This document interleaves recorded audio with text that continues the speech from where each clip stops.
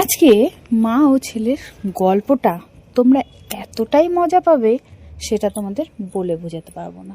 তো চলো বন্ধুরা, আজকে একটা নতুন মা ছেলের গল্প নিয়ে চলে আসছি, যে গল্পটাতে তোমরা তোমাদের একদম মনের মতন করে আর কি গল্পটা শুনতে পারবে। তো অবশ্যই তোমরা কানে হেডফোন নিয়ে নাও সবার আগে, তাহলে তোমরা ভালো মজা পাবে, বিনোদন পাবে। তো চলো শুরু করা যাক মা ও ছেলের গল্প। রাতে ঠান্ডার রাতে কনকনে ঠান্ডা, কুয়াশা এত কি বলবো, চতুর্দিকে শুধু মুখ দিয়ে ধোঁয়া ধোঁয়া বেরোচ্ছে। এরকম অবস্থায় মা রান্না করছে ছেলের জন্য একদম মনোরঞ্জন খাওয়ার, যে খাওয়ারটা ছেলে অনেক দিন ধরে মাকে বলছে। আর মা ভাবলো ভালোই হলো, ছেলের বায়নাতে আমারও খাওয়া হয়ে যাবে।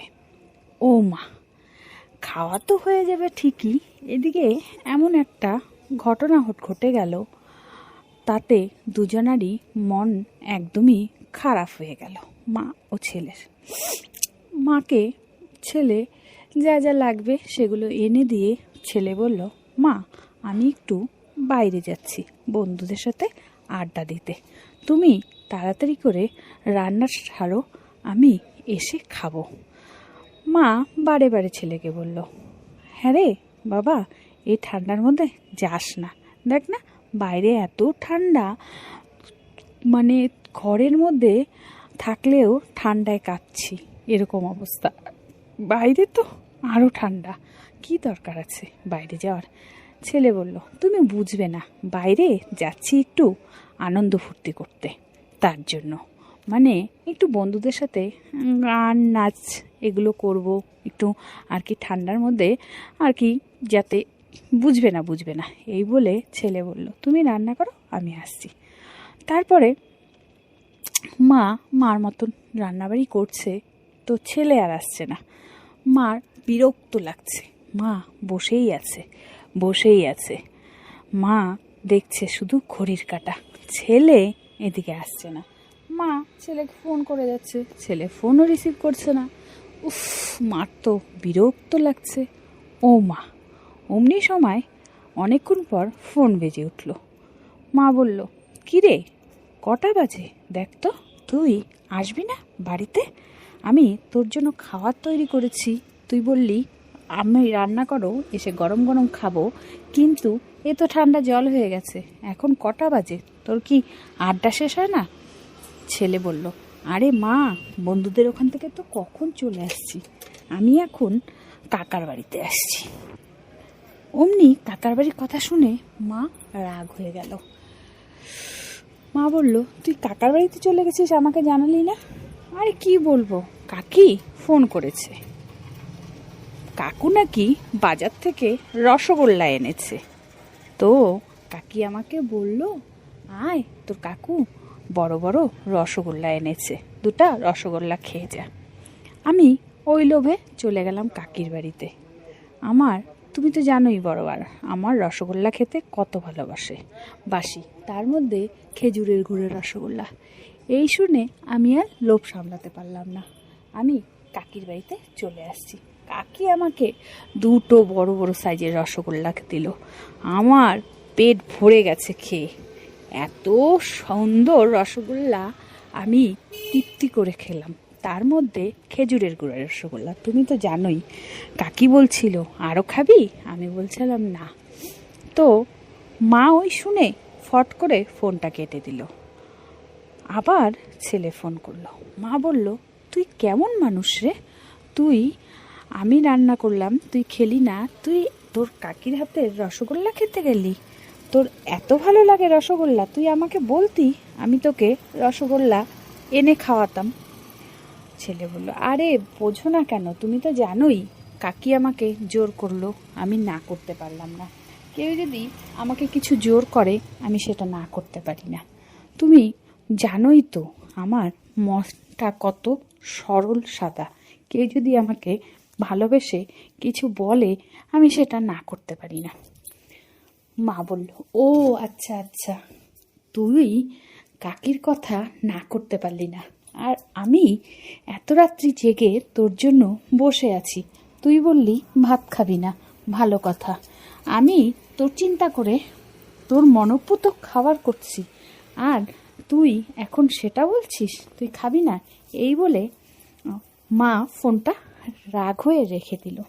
তারপরে মা চিন্তা করলো, না, মা একদমই পছন্দ করে না যে সে তার কাকির বাড়িতে যাক, কারণ এতদিন কাকি তাকে অত ভালোবাসতো না।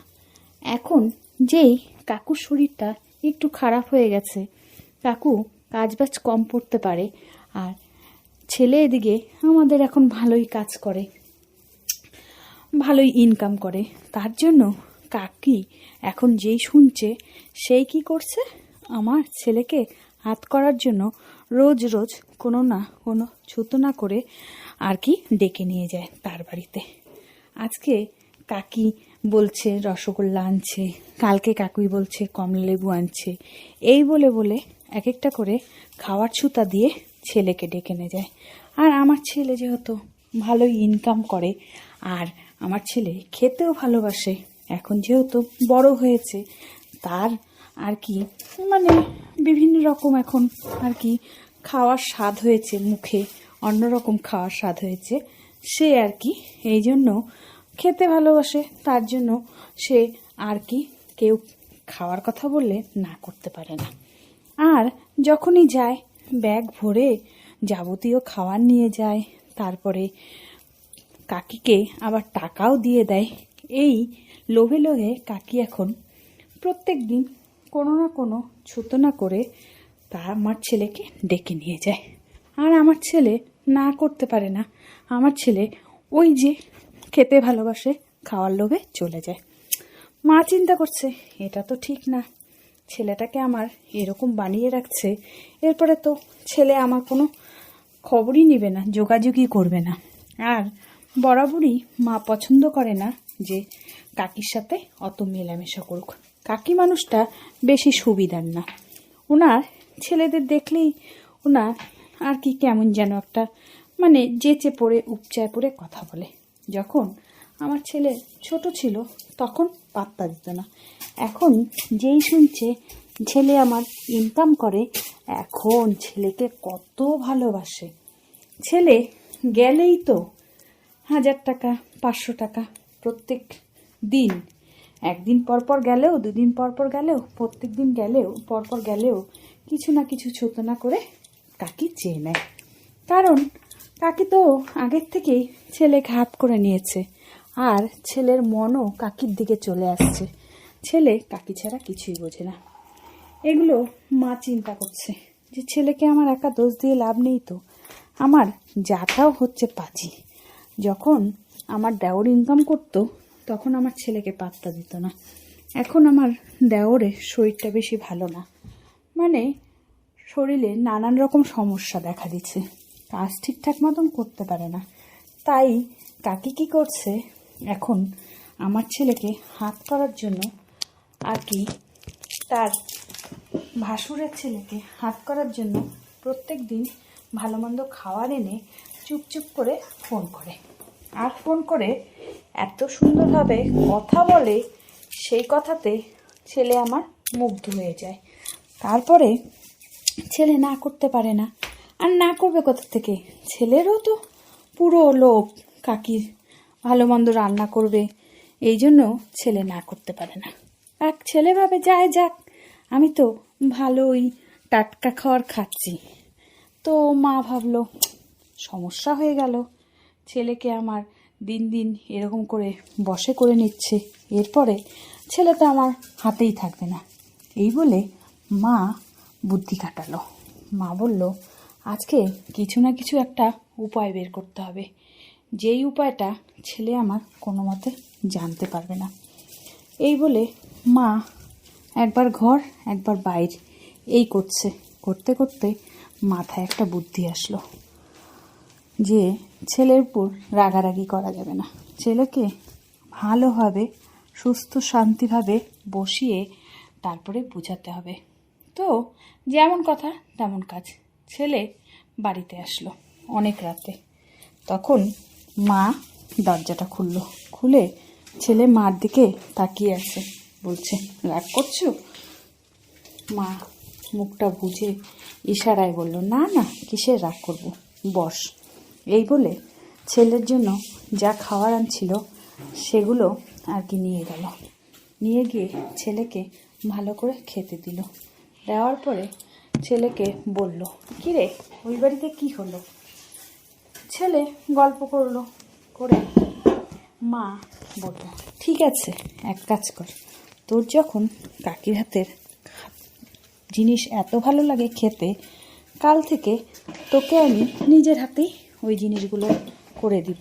তুই তাহলে বাড়িতেই খাস, কারণ রোজ রোজ তুই কাকির বাড়িতে যাস আমার ভালো লাগে না। কাকি নিজের স্বার্থের জন্য তোকে ডেকে নিয়ে যায়। আর যখন কাকার অবস্থা ভালো ছিল, কই তখন তো কাকার শরীর ভালো ছিল, তখন তো কাকি তোকে পাত্তাও দিত না, একটা বিস্কুটও দিত না। আর এখন সেই কাকি তোকে প্রত্যেক দিন রসগোল্লা, আপেল, কমলা লেবু এগুলো খাওয়ায় এখন নিজের স্বার্থের জন্য। এই বলে ছেলেকে মা অনেক বোঝালো। ছেলে দেখি কিছুতেই বোঝে না। তখন মা বলল, ঠিক আছে, এক কাজ কর, তুই তাহলে কাল থেকে কাকির বাড়িতেই চলে যা, আমার এখানে তোর থাকতে হবে না। এই শুনে ছেলে মার উপর একটু রাগই হয়ে গেল। রাগ হয়ে মাকে বলল, তুমি পছন্দই করো না কেন কাকিকে? কাকি তো তোমাকে এত ভালোবাসে। মা বলল, ভালোবাসে না ছাই? হ্যাঁ, গেলেই তোমার কথা জিজ্ঞেস করে, কত কি জিজ্ঞেস করে, আর তুমি কাকিকে দেখতেই পারো না, তুমি এরকম কেন? এই বলে মা ছেলের সাথে একটু মনোমালিন্য হলো। মা কষ্ট পেল, ছেলে আমার কথা বুঝলো না। কাকির ভালোবাসায় ছেলে মগ্ধ হয়ে মগ্ন। মার প্রতি ছেলের কোনো ইন্টারেস্টই নেই। মা বলল, ওদের কথা আমাকে একদম বলবি না, আমি ওদেরকে পছন্দ করি না, সহ্য করতে পারি না। যখন আমাদের টাকা পয়সা ছিল না তখন ওরা ফিরেও তাকায়নি, আর এখন যখন দেখছে তুই ভালো কাজ করিস তার জন্য তোকে আর কি ডেকে নিয়ে ভালো ভালো খাইয়ে তোকে হাত করার চেষ্টা করছে। তুই এটা বুঝিস না? ছেলে কিছুতেই বুঝতে চাইছে না। ছেলে বলছে, না না, সেরকম না, কাকি আমাকে কত আদর করে জানো তো। এই বলে মাকে কত রকম বুঝ দিল। মা এতে ছেলের উপর রাগী হয়ে গেল। ছেলেকে বলল, ও মার থেকে